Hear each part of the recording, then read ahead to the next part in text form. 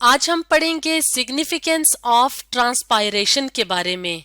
तो अगर हम बात करें अपने टाइटल में वर्ड सिग्निफिकेंस की, तो सिग्निफिकेंस का मतलब क्या होता है? सिग्निफिकेंस का मतलब होता है इम्पोर्टेंस यानी अहमियत। और अगर हम बात करें ट्रांसपायरेशन की, तो ट्रांसपायरेशन एक बहुत इम्पोर्टेंट प्रोसेस है जो कि प्लांट बॉडी में होता है। तो ट्रांसपायरेशन के प्रोसेस में क्या होता है?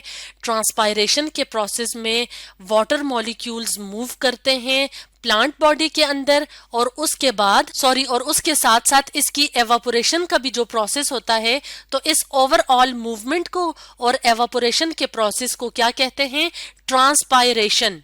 और वाटर की एवापोरेशन कहाँ से होती है? एरियल पार्ट से, यानी वो पार्ट्स जो हमें जमीन की सतह के ऊपर नजर आते हैं, जैसे कि लीव्स हैं और स्टेम हैं। तो अगर हम ट्रांसपायरेशन के प्रोसेस को इस डायग्राम की मदद से देखें, तो यहाँ पे हम देख रहे हैं कि हमें एक प्लांट नजर आ रहा है, और यहाँ पे क्या है, ये जो ब्लू ब्लू कलर के डॉट्स हैं ये पानी के मॉलिक्यूल्स हैं, और ये एब्जॉर्ब हो रहे हैं प्लांट बॉडी में। और इनको एब्जॉर्ब करने वाली क्या चीज है?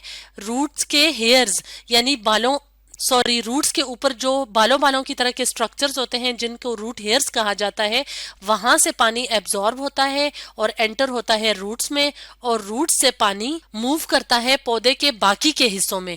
तो यहाँ पे अगर हम देखें तो ये वाटर के मॉलिक्यूल्स जो हैं वो साथ साथ प्लांट की बॉडी में यानी स्टेम में मूव कर रहे हैं, इसके अलावा लीव्स में मूव कर रहे हैं।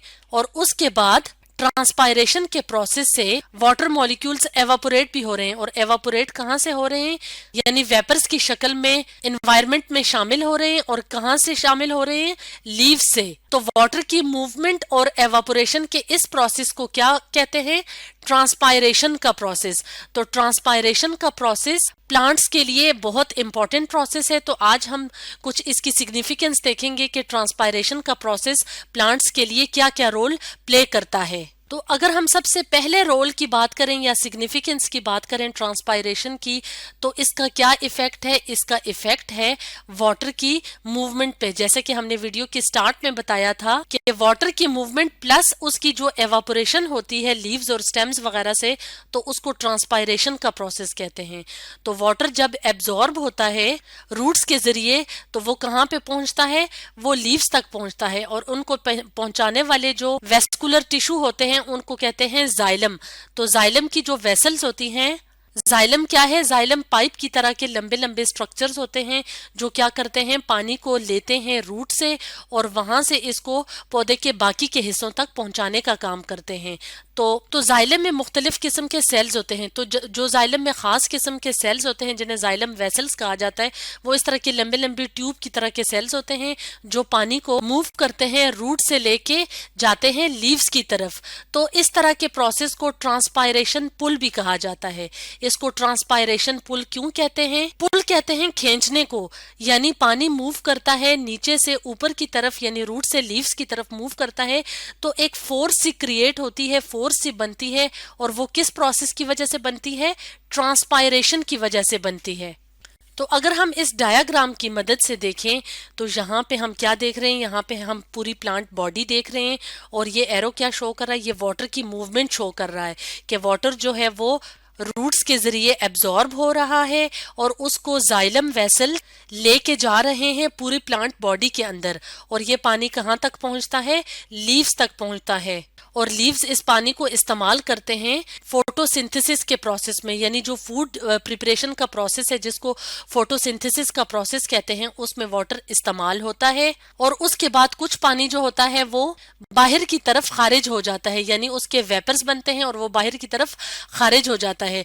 तो जब पानी यहाँ से खारिज होता है, यानी इस एरिया से खारिज होता है, तो यहाँ पे पानी की कमी हो जाती है। तो इस पानी की कमी की वजह से जो यहाँ पे पानी मौजूद होता है वो ऊपर की तरफ पुल होता है, यानी एक फोर्स लगती है जो इस पानी को ऊपर की तरफ खींचती है। तो इसलिए इस प्रोसेस को ट्रांसपायरेशन पुल भी कहा जाता है। और ट्रांसपायरेशन पुल की मदद से वाटर मूव करता है रूट से लीव्स की तरफ।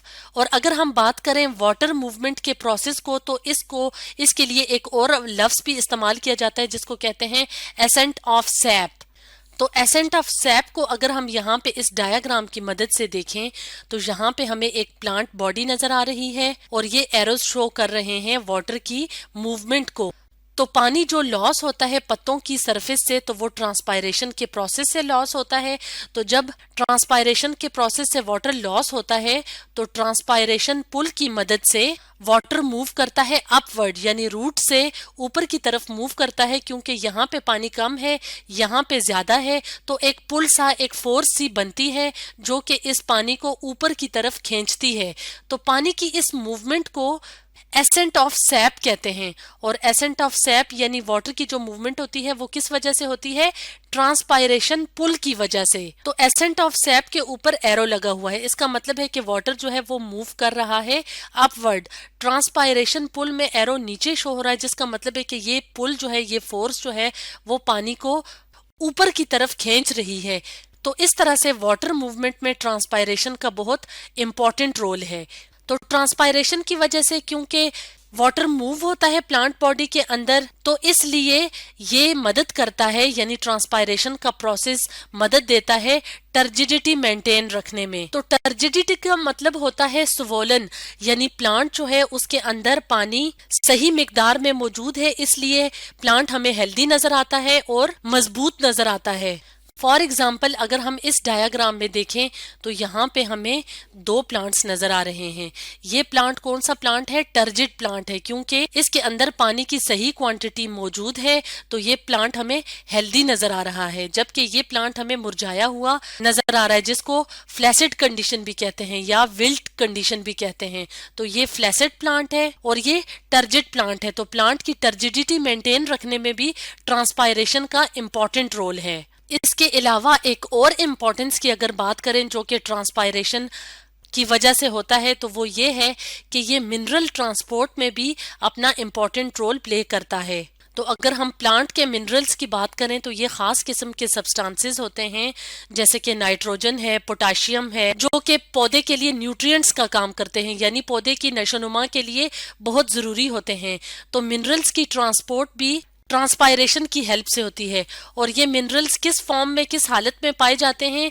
ये जो सॉइल वाटर होता है उसमें डिसॉल्व्ड होते हैं, यानी हल पजीर होते हैं। तो ट्रांसपायरेशन के प्रोसेस से जैसे जैसे वाटर मूव करता है रूट से लीव्स की तरफ, वैसे वैसे मिनरल सॉल्ट्स भी मूव करते हैं पूरी प्लांट बॉडी में, और फिर प्लांट बॉडी इनको एब्जॉर्ब कर लेती है अपनी प्रॉपर ग्रोथ और हेल्थ के लिए। इसके अलावा एक और सिग्निफिकेंस की बात करें, यानी इंपॉर्टेंस की बात करें ट्रांसपायरेशन की, तो इसका एक बहुत इंपॉर्टेंट रोल ये है कि ये कूलिंग इफेक्ट पैदा करता है। कूलिंग इफेक्ट का क्या मतलब है कि जो टेम्परेचर होगा वो लो हो जाएगा, यानी बैलेंस रहेगा। तो ये कूलिंग इफेक्ट बिल्कुल इसी तरह है जैसे अगर हम ह्यूमन बीइंग्स की एग्जांपल लें, तो ह्यूमन बीइंग्स को जब पसीना आता है तो कूलिंग इफेक्ट सा पैदा हो जाता है। तो इसी तरह प्लांट्स जो हैं वो एटमॉस्फेयर को कूल कर देते हैं। जब बहुत ज्यादा गर्मी हो तो वाटर वेपर्स जो होते हैं वो ट्रांसपायरेशन के प्रोसेस से प्लांट बॉडी से निकलते हैं, यानी रिलीज होते हैं और एटमॉस्फेयर में शामिल हो जाते हैं। तो इस तरह से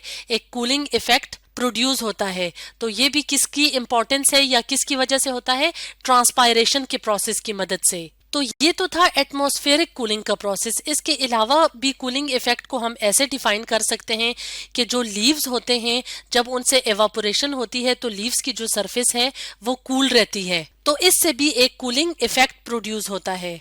इसके अलावा ट्रांसपायरेशन की एक और सिग्निफिकेंस की बात करें तो ये गैशियस एक्सचेंज में मदद देती है और ये हेल्प करती है कार्बन डाइऑक्साइड गैस की एब्जॉर्प्शन में।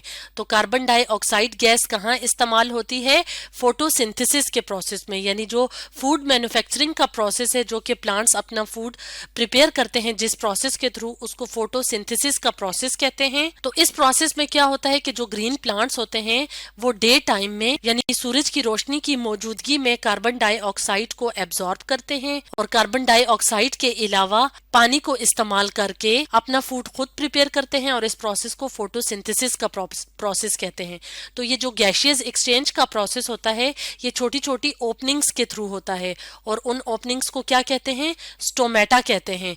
तो स्टोमेटा ओपन रहती हैं डे टाइम के दौरान, यानी दिन के टाइम ये ओपन होती हैं, ये जो ओपनिंग्स होती हैं। तो इन ओपनिंग्स के थ्रू गैशियस एक्सचेंज होती है और जो ट्रांसपायरेशन का प्रोसेस है वो गैशियस एक्सचेंज में मदद देता है। तो अगर हम एक डायग्राम की मदद से देखें तो अगर हम इस डायग्राम में देखें तो हमें यहाँ पे लीफ नजर आ रहा है जो कि ग्रीन कलर का है और उसमें फोटोसिंथेसिस का प्रोसेस हो रहा है।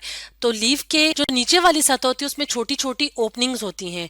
तो ये जो गैशियस एक्सचेंज होती है, यानी जो कार्बन डाइऑक्साइड अंदर आ रही है फोटोसिंथेसिस के प्रोसेस के लिए या रिस्पायरेशन के नतीजे में जब कार्बन डाइऑक्साइड गैस रिलीज होती है प्लांट बॉडी से और ऑक्सीजन अंदर एंटर होती है, यानी यहाँ पे अगर हम देखें तो ये एक दूसरे का रिवर्स प्रोसेस है। फोटोसिंथेसिस में कार्बन डाइऑक्साइड गैस अंदर जा रही है और ऑक्सीजन बाहर की तरफ जा रही है, और यहाँ पे रिस्पायरेशन में कार्बन डाइऑक्साइड गैस बाहर की तरफ निकल रही है और ऑक्सीजन अंदर जा रही है। और यहाँ पे अगर हम देखें तो ये वाटर मूव कर रहा है और ये वाटर वही है जो रूट से एब्जॉर्ब हुआ था और जाइलम के थ्रू ये पहुंचता है लीव्स में और ये इस्तेमाल होता है फोटोसिंथेसिस के प्रोसेस। तो इस तरह की जो एक्सचेंज ऑफ गैसेस होती हैं उसमें भी ट्रांसपायरेशन का प्रोसेस मदद देता है। इसके अलावा ये जो हमें ग्रीन कलर का पार्ट नजर आ रहा है इसमें खास किस्म के सेल्स होते हैं जिन्हें मीजोफिल सेल्स कहते हैं। तो वो भी मॉइस्ट रहते हैं ट्रांसपायरेशन की मदद से। तो इस तरह से ट्रांसपायरेशन का प्रोसेस मुख्तलिफ किस्म के इम्पोर्टेंट रोल प्ले करता है प्लांट बॉडी के लिए। तो आज हमने पढ़ा सिग्निफिकेंस ऑफ ट्रांसपायरेशन के बारे में।